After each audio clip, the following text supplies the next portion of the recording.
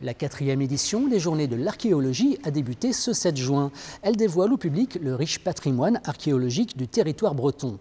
Au programme pendant 3 jours, ateliers, conférences, chantiers de fouilles, mais aussi des archéobalades. La Maison de l'archéologie de Plussulien vous emmène sur les traces des mégalithes et de l'homme du néolithique. Reportage Élise Matelot.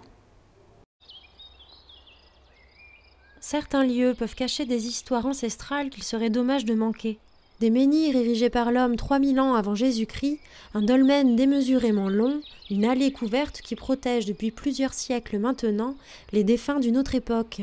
Voilà où vous emmène cette randonnée vers les mégalithes de Saint-Mahieu, Corrèze et Murs de Bretagne. N'oubliez pas les chaussures tout-terrain et le pique-nique pour ce parcours de 4 km de marche à travers les anciennes voies romaines, entre sous-bois, prairies pâturées et chemins bocagés. Le 8 juin, la Maison de l'archéologie à Plussulien propose exceptionnellement au public une visite guidée sur les vestiges de nos ancêtres du néolithique.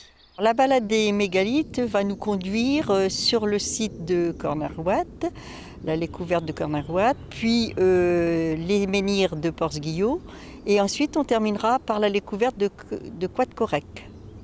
Alors on est sur l'allée couverte de Cornerouat. C'est une allée qui a été construite par les hommes du néolithique, à l'époque où les hommes commençaient à se sédentariser. Ils commençaient à construire des villages, à s'installer dans des maisons, et bien sûr ils avaient aussi des lieux funéraires.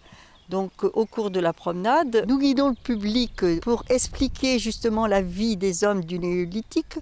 Et s'ils ont construit des menhirs, c'est pour diverses raisons qui ne sont pas vraiment expliquées par les archéologues.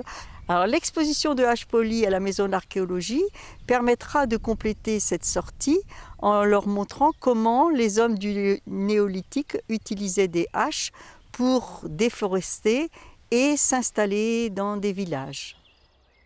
Une activité humaine dont il reste peu de traces. Seules ces grandes pierres dressées ont résisté au temps pour témoigner de l'empreinte de l'homme du néolithique. Une randonnée de 2 heures pour éclairer le public sur l'activité archéologique de son territoire, ce n'est pas de trop et c'est bien l'intention des journées archéologiques.